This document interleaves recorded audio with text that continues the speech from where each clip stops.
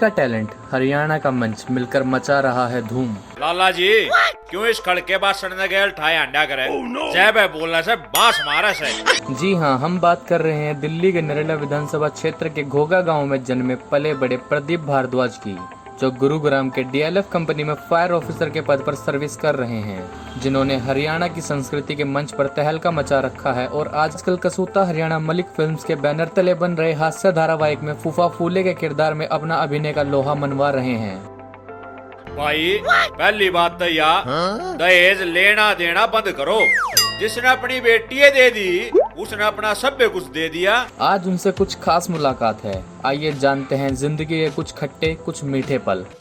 चलिए दोस्तों, अब हम बात करते हैं प्रदीप भारद्वाज जी हैं हमारे साथ में, जो कसूता हरियाणा के अंदर बहुत ही सुपर हिट रोल करते हैं, और आज उन्हीं से जानते हैं कि यहाँ तक पहुँचने का जो सफ़र है वो कैसे इसकी तरफ जो चलते चले गए और कैसे उनको एक भूमिका के लिए चुना गया। आइए जानते हैं प्रदीप जी से। भाई साहब राम राम।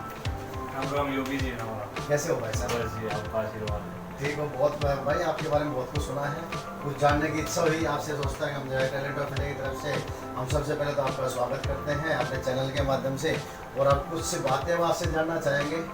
कुछ समय हमें चाहिए आपका, क्या है?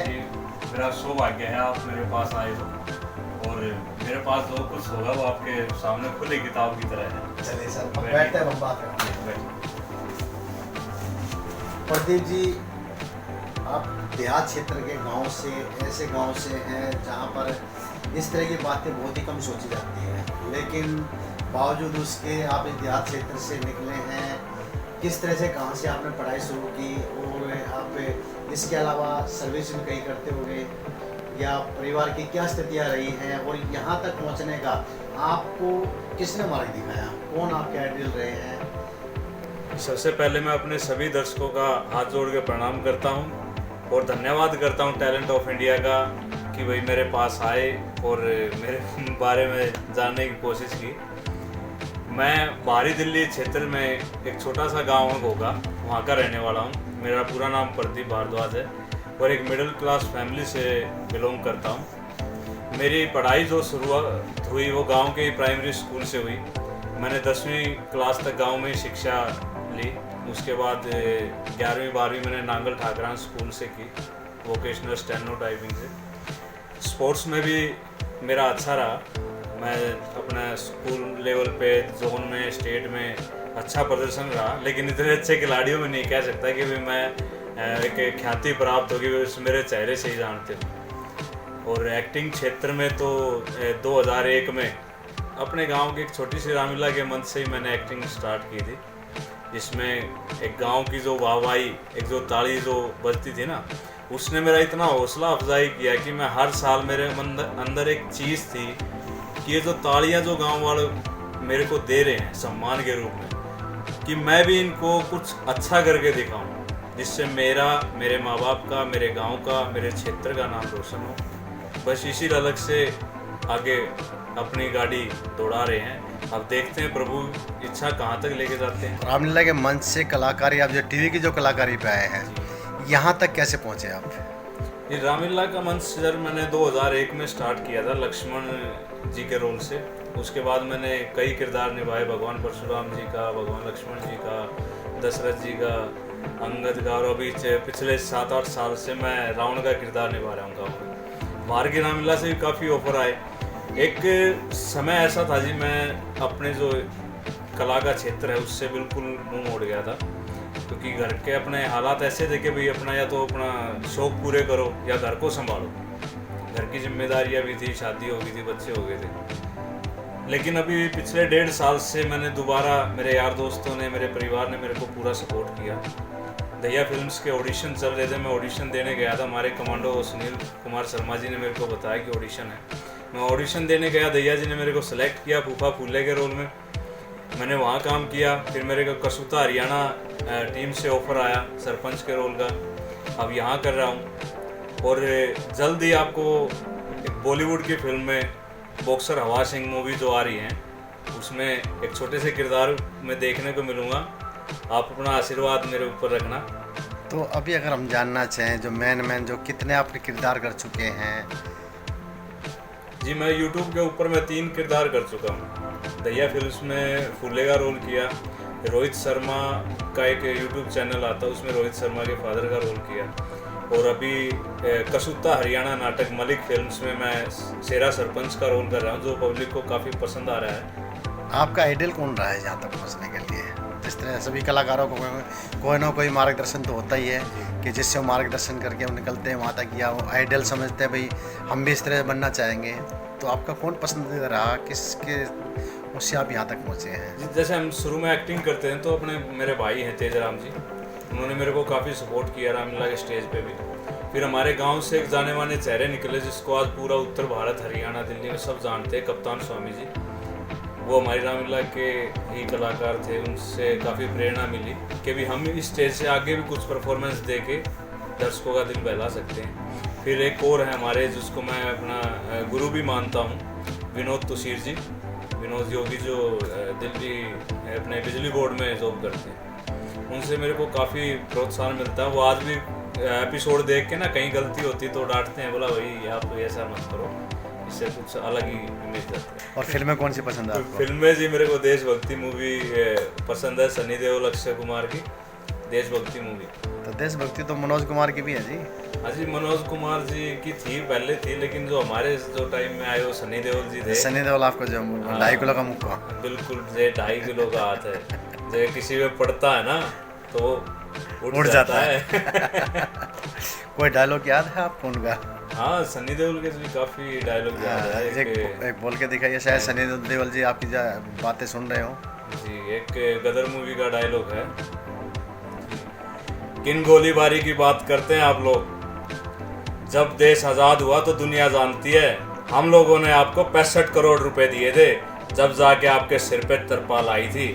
बरसात से बचने की हैसियत नहीं और गोलीबारी की बात करते हैं आप लोग। क्या बात है, बहुत बढ़िया। और आप सर्विस किस चीज़ में कर रहे हैं? सर मैं सर्विस करता हूँ, DLF लिमिटेड कंपनी है गुड़गांव में। जी जी। DLF गोल्फ में मैं वहाँ पे फायर सेफ्टी ऑफिसर हूँ। कितने साल हो गए आपको? सर मेरे को वहाँ पे 6 साल हो गए। परिवार की क्या स्थितियाँ रही हैं? सर परिवार की स्थिति तो ये है कि फादर 98 में एक्सपायर हो गए थे एक्सीडेंट में। तो मेरे से बड़ी 3 बहनें हैं, एक भाई है। मैं सबसे छोटा हूँ घर में, 5 बहन भाई हैं। बड़ी बहन है दिल्ली पुलिस में है, फिर उनसे छोटी 2 और हैं, वो हाउस वाइफ हैं। मेरे से बड़ा जो भाई है वो CRPF में है, और फिर मैं हूँ। तो परिवार की स्थिति 90 फादर के बाद काफ़ी डाउन हो गई थी, लेकिन मेरी माँ और पिता कहते भी दोनों की भूमिका जो निभाई है, तो उसका तो कर्ज हम अगर अपनी शरीर की चमड़ी से उनके लिए जूती भी बना देना तो जब भी नहीं उतर सकता। 2 बच्चे हैं मेरे पास, एक बेटी है अभी 8 साल की हो जाएगी अगस्त में, एक बेटा है 5 साल का, बेटी 3rd स्टैंडर्ड में है और बेटा अभी 1st में। आपको आपके जो सीरियल हैं उनका सबसे बढ़िया डायलॉग कौन सा लगता है आपको? डायलॉग तो सर बहुत काफ़ी हैं, तो ऐसे और भी हैं। अभी हमने एक मैसेज भी दिया था बेटी के ऊपर, दहेज के ऊपर, कि भाई दहेज लेना देना बंद करो, जिसने अपनी बेटी दे दी तो उसने अपना सब कुछ दे दिया। बिल्कुल ठीक कह रहे हैं आप। ये चीज़ें तो बहुत लोगों को सोचनी भी चाहिए, समझनी भी चाहिए, क्योंकि बेटियां तो सभी के घर में हैं जी, और सभी को जो है बेटियों को दूसरे घर में भेजना ही होता है। और हर गरीब के लिए भी यही है और अमीर के लिए भी यही है कि रोटी और बेटी सबकी एक ही होती है। जी, अब हमारे दर्शक आपको देख रहे हैं, हमारे दर्शकों को आप क्या संदेश देना चाहेंगे? अगर कोई इस लाइन में अगर आना चाहे, क्या उनके लिए, क्योंकि नए नए कलाकार बहुत हैं, बहुत लोगों के मन में आती है कि भाई हम भी जो है किसी चैनल पे के माध्यम से हमारे भी चेहरा चमके, हमारी भी जो कलाकारी, हमारा जो टैलेंट है वो भी निकल के लोगों के मनोरंजन के लिए या शिक्षा देने के लिए काम आए। तो भाई मेरा अपने युवा साथियों को यही एक संदेश है जो अपने इस लाइन में आना चाहते हैं, ये किसी के बहकावे में ना आकर, कई बार क्या होता है कि पैसे लेके ऑडिशन वगैरह कराते हैं, उनका कोई अता पता नहीं होता, ना कोई बुलाते हैं। मेरे क्षेत्र के जितने भी युवा साथी, अगर मैं उनकी कोई सहायता कर सकता हूं तो मैं घोगा गांव में रहता हूं, आप निसंकोच मेरे पास आ सकते हैं।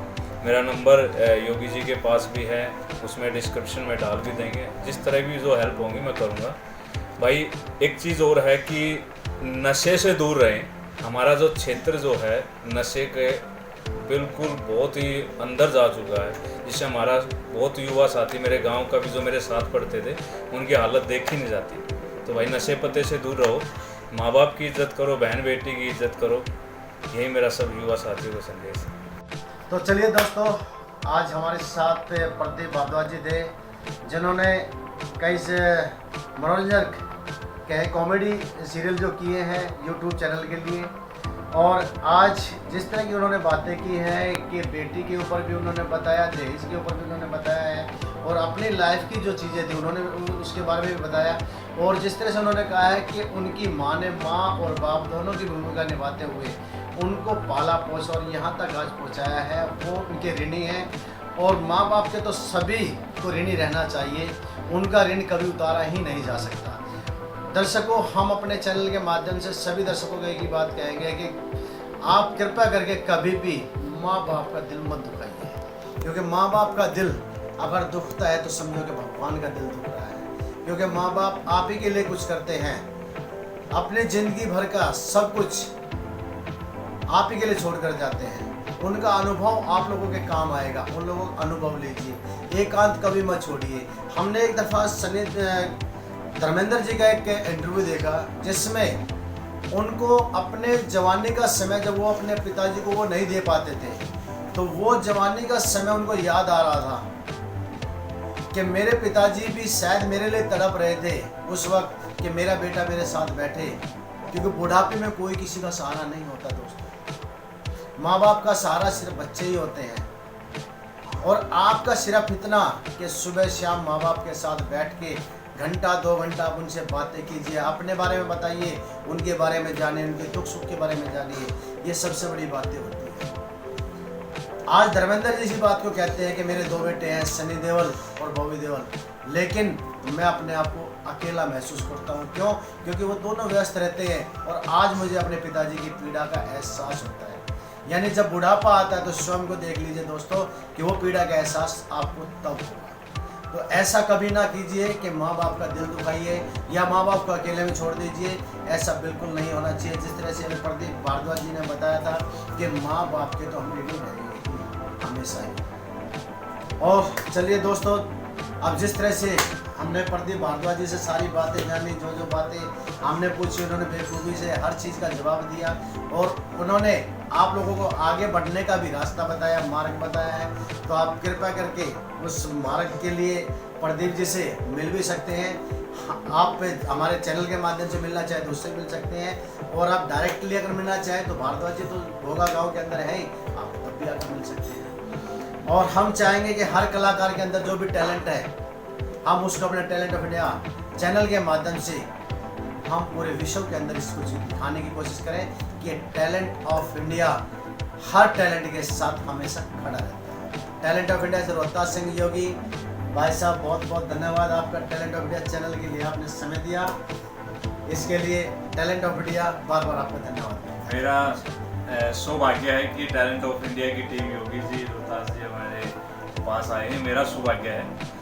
और भाई मैं आप सभी दर्शकों से अपील करूंगा कि टैलेंट ऑफ इंडिया का जो चैनल है उसे सब्सक्राइब करें, और साथ ही जो हमारा यूट्यूब पे कॉमेडी वेब सीरीज आती है कसूता हरियाणा, प्लीज़ उसे भी सब्सक्राइब करें। बिल्कुल सब्सक्राइब करें, लाइक करें और हर वीडियो को बारीकी से देखें। कुछ ना कुछ संदेश उसके अंदर जरूर मिलेगा आपको। हर वीडियो के अंदर एक संदेश जरूर होता है, और वो संदेश आप अगर उसको ग्रहण करेंगे तो आपका जीवन सफल हो जाएगा। नमस्कार दोस्तों।